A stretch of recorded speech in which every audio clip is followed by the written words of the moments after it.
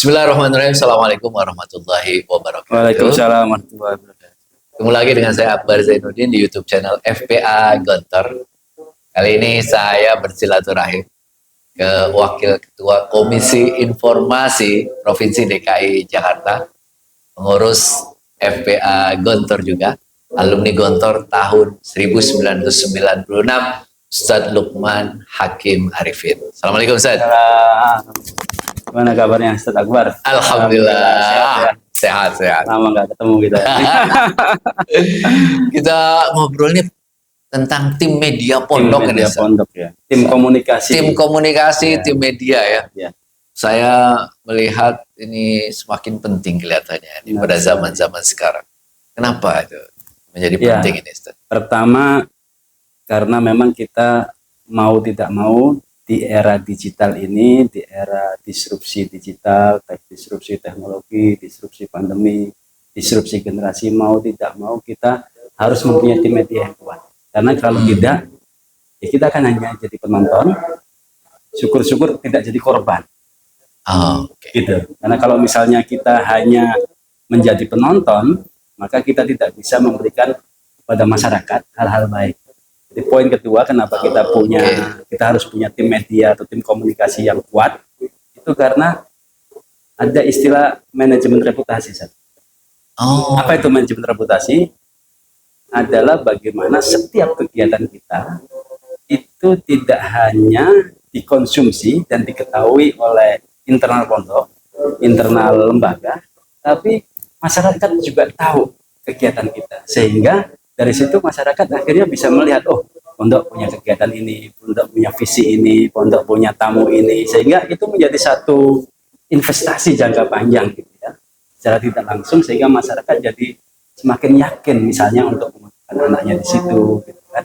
Kalau dulu lewat mulut alumni ya, itu yang paling dasar ya, word of mouth, ketok tular. Nah, tapi dengan adanya teknologi digital, adanya medsos dan TikTok dan lain sebagainya, itu sayang kalau misalnya kanal itu tidak kita isi dengan kegiatan atau informasi yang menarik tentang pesantren kita. Sayang.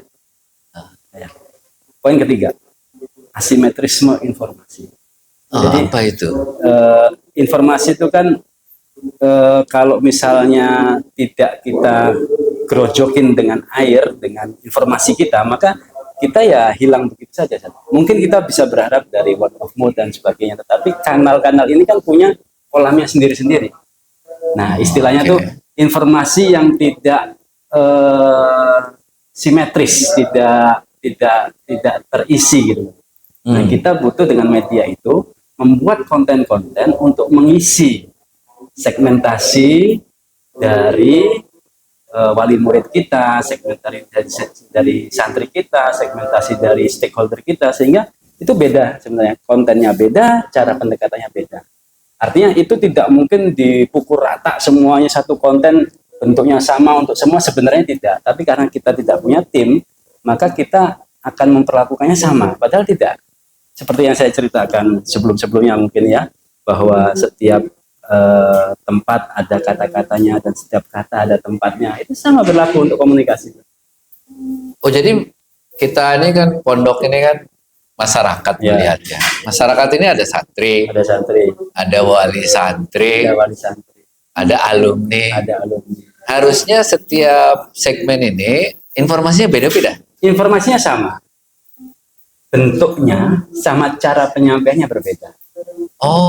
Dan ketika antum punya tim media, mau tidak mau semakin lama, mungkin yang dasar-dasar dilakukan, tapi semakin lama, semakin spesifik saat antum untuk akan menyentuh pasar atau segmentasi stakeholder dari pondok kita, semakin spesifik. Tapi yang pertama-tama pasti yang dasar-dasar, misalnya umum dulu. Yang penting ada company profile, ada foto, kegiatan ada kegiatan gitu ya. Tapi lama-kelamaan, oh, kalau kita membuat konten ini, kita sasar untuk calon santri kita ke depan, kita sasar untuk calon wali santri kita ke depan, itu pasti nanti semakin lama semakin detail. Nah, itu yang saya sebut kenapa tim media itu penting, karena yang lebih penting daripada apa tahapan-tahapan tadi itu adalah mencetak atau mengkondisikan tim itu untuk memahami cara membuat konten, untuk memahami cara berkomunikasi dengan segmentasi Yang orang yang beda-beda gitu berbeda-beda. ya. Nah, kalau timnya itu terdiri dari siapa aja itu? Tim media itu sebaiknya. Secara dasar ada 3. Satu adalah apa ya, pemilik ide. Jadi penggagas atau pemilik ide lah yang bagaimana kemudian ini untuk pasar Wali ini kita kasih konten atau bentuk produk komunikasi misalnya majalah digital misalnya gitu kan. Ya. Kita kasih misalnya ucapan ulang tahun misalnya gitu kan. Ya. Jadi pemilik ide maksudnya dia semacam roisnya lah, leadernya gitu kan. Dan leader biasanya lebih pada strategi sama ide. Yang kedua adalah pembuat kontennya. Oh, jadi yang pertama itu mikirin lah ya? Ya, mikirin timeline, mikirin strategi, mikirin isinya apa gitu kan. Ya. Oh, satu nih. Ini orangnya agak strategis, agak thinking gitu kan. Dia sudah melewati fase teknisnya paling tidak gitu kan. Yang kedua adalah pembuat kontennya. Teknis ini? Yang teknis, membuat kontennya, membuat poster. Jadi ada orang yang bisa bikin video, poster, lihat ilustrasi, terus bikin apa misalnya caption gitu kan, tulisan copywriting itu ini namanya produksi kan, konten kreatornya lah, kontennya isinya. Nah yang ketiga biasanya ini juga kurang begitu diperhatikan, tapi kalau sudah semakin besar ini juga harus wajib ada distributor konten. Apa itu? Ya bahasa kerennya, bahasa politiknya buzzer, tapi kalau saya mengatakan distributor, jadi orang yang menyebarkan, mendiseminasi informasi. Antum punya konten bagus pembuat lah. Ide yang bagus, tapi nggak punya pembuat konten, nggak jadi itu barang. Antum punya ide, terus punya pembuat konten, tetapi nggak didistribusikan, ya akan berkutat di situ aja. Oh. Hanya berkutat di pondok gontor, hanya berkutat di jaringan pondok alumni, hanya berkutat di sesama itu. Tapi ketika antum punya distributor, ini tugasnya mikirin bagaimana konten ini bisa viral, bagaimana konten ini bisa menyasar ke segmentasi pasar yang memang dituju, dicari.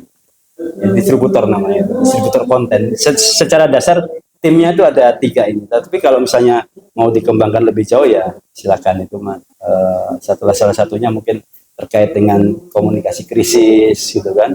Kan beda lagi nih, kalau ini kan lebih pembuatan konten, menyebarkan informasi, program dan sebagainya. Jadi setidaknya 3 itulah ya. Satu yang mikirin ya, sama manajemen ya kira-kira ya. Terus yang kedua itu pembuatnya, membuat konten. Jadi ahli desain, ahli copywriting gitu ya, ahli video.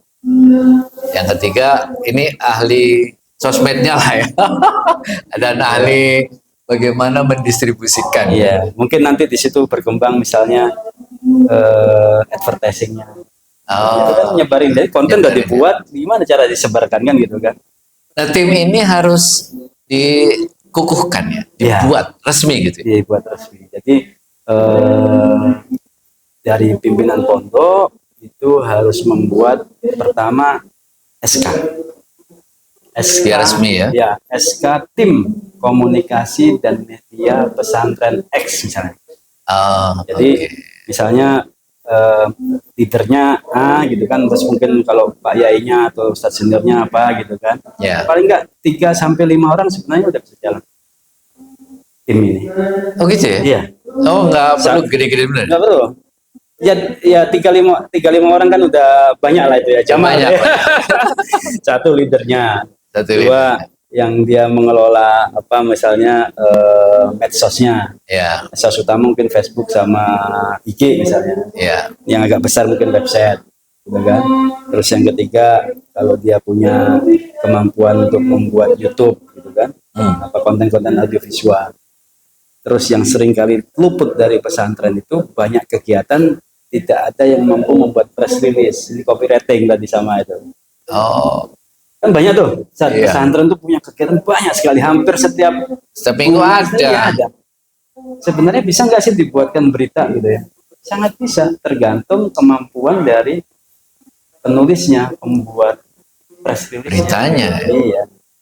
Nah, setelah itu kan nanti terkait dengan penyebarannya sudah dibuatkan press release, terus untuk apa, Sat? Nah, kita kerjasama sama media, kerjasama sama televisi dan sebagainya. Itu yang kenapa penting tim distributor tadi itu, sebenarnya dia networker juga. Ya. Gitu. Oh, oke. Nah, gimana sekarang, Ustaz Lukman? Ini kalau pesantren pengen membuat tim komunikasi dan media, langkah-langkahnya apa saja yang harus dilakukan itu? Ya, tadi pertama buat SK. Buat SK ya? Yang kedua, Tunjuk tim dulu berarti ya? Pilih buat- di filter mana yang punya kemampuan menulis, mana yang kemampuan video, mana yang kemampuan desain gitu kan. ya. Mana yang punya kemampuan leadership untuk mimpin misalnya, buat SK dulu. Jadi setelah itu di dalam SK tentu saja ada struktur. Ya. Nah, buat strukturnya juga. Setelah itu kalau memang dia ini benar-benar hijau mentah gitu ya, hanya karena modalitas nekat atau Pengen kita lihat kayak semangat gitu kan, ya mau nggak mau kita harus dalam tanda petik menyekolahkan sih. Keluar dalam arti bukan menyekolahkan kuliah enggak, tapi mengirim ke orang kursus workshop gitu ya? Atau orang datangkan di 2 bulan 1 bulan workshop bimtek kayak gitu, bagaimana kemudian bisa operasional gitu. Sampai jalan ya. Karena yang paling utama kan kalau lihat Sat ya, sekarang itu mau tidak mau pesantren itu harus punya website. Sat. Kenapa kok harus punya website? Karena website itu ibaratnya kayak rumah kita. Sat. Kalau antum punya IG, punya Facebook, kemudian suatu hari Facebook atau IG-nya tutup, ya hilang satu lagi. Iya kan? Kayak Friendster zaman dulu. Berapa banyak fotonya Ustadz Akbar yang hilang di situ kan? Iya. Kalau kita punya website itu ada di dalam kelolaan kita. Tetapi bagaimana caranya website itu terkoneksi multi platform dengan medsos. Nah itu makanya yang harus dibuat setidaknya tergantung ya. Maksudnya kalau pasarnya itu kemudian lebih ke anak muda ya larinya mungkin ke IG sama TikTok. Tapi kalau pasarnya lebih ke orang tuanya mungkin larinya ke Facebook atau X. Tapi ini kan energi saat ketika masuk ke X, mungkin Facebook sama IG aja lah. Website, Facebook sama IG. Itu harus aset digital yang harus dimiliki. Kalau mau yang lebih advance lagi, dan saya lihat di beberapa pesantren, kemarin saya lihat salah satunya Pondok Darun Najah itu. Dia udah punya WA bisnis lah.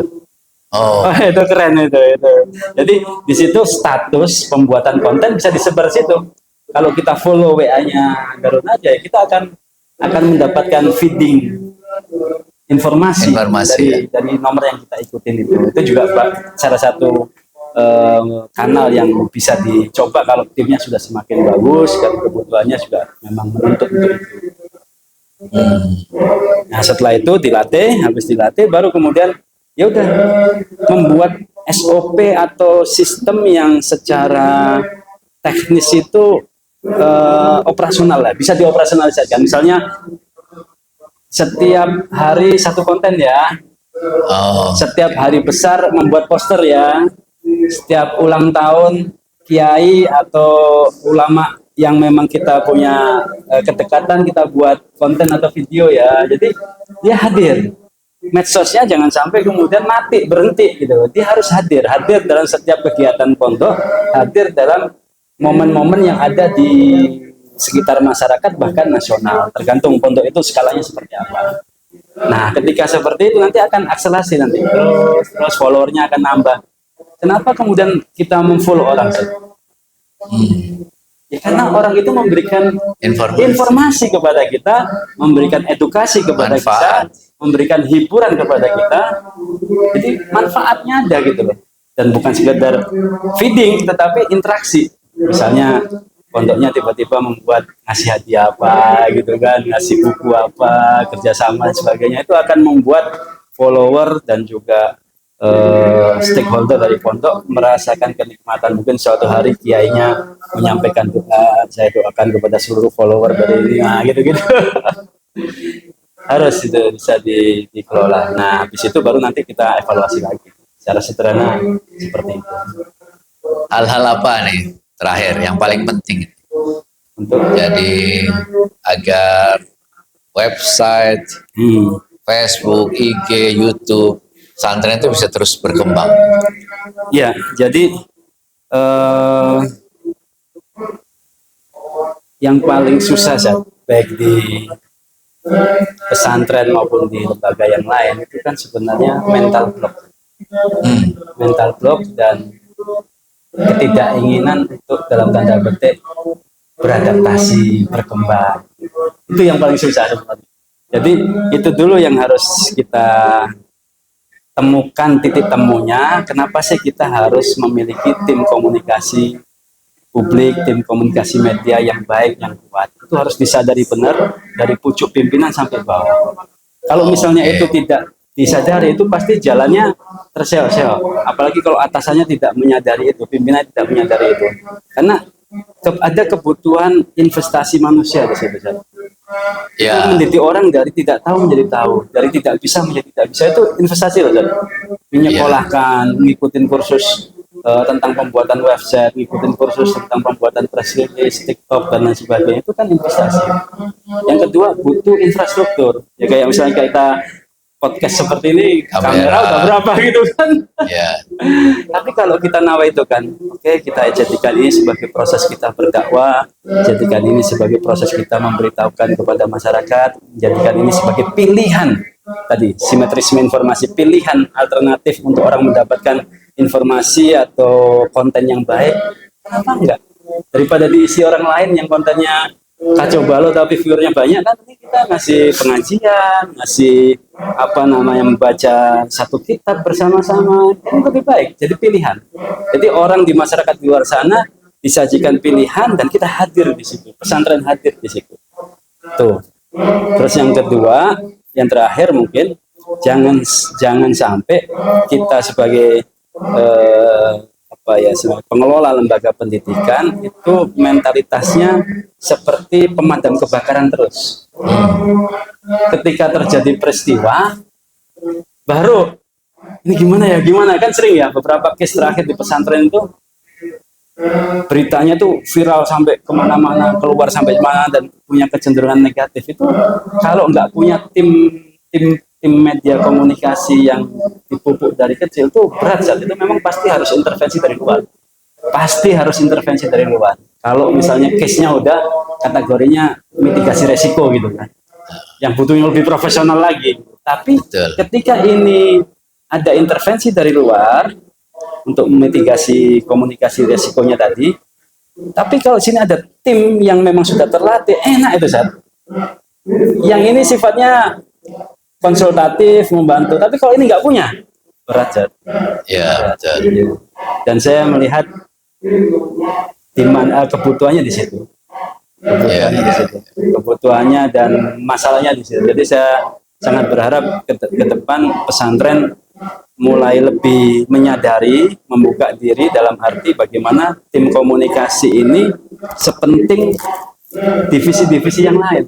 Memang ini sesuatu yang sifatnya jangka panjang, tidak terasa impact-nya secara langsung. Tapi kalau kita kelola secara benar, seperti yang saya sampaikan, data is the new oil, data adalah minyak baru, saya kira ini akan menjadi satu bentuk kerja promosi, branding, atau apapun untuk jangka panjang.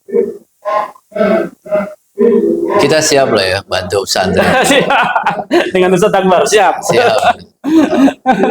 Jadi pelatihan gitu. Ustaz Lukman itu kita tim ini kita melihat kadang-kadang gregetan ya kan.